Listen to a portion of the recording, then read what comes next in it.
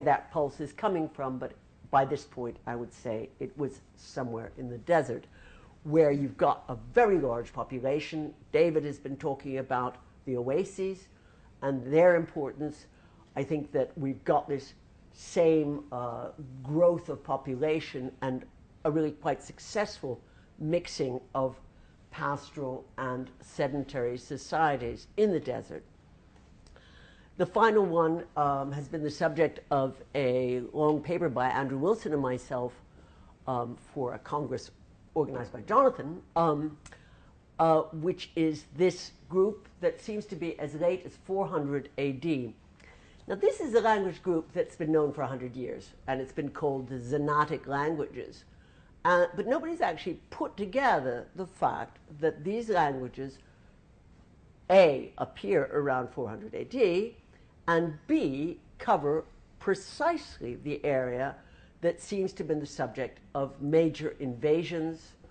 We know this from St. Augustine.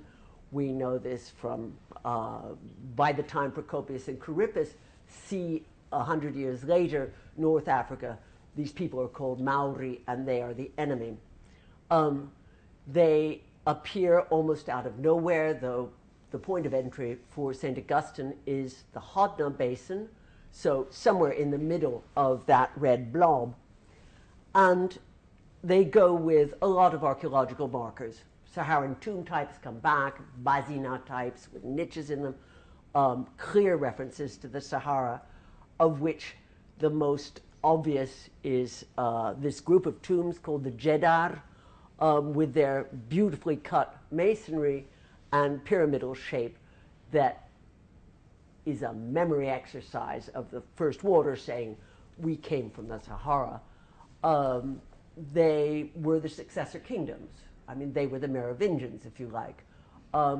They are very clearly using not only the aggressive side of a nomadic economy that in this case goes with camels, as we know from Charippus and Procopius, but also the sedentary side, which, as Andrew and David have shown, depends on irrigation, agriculture, and a very successful way of combining agriculture and nomadic life. So possibly we can't so easily identify nomadic Berbers because they're actually the ones we're seeing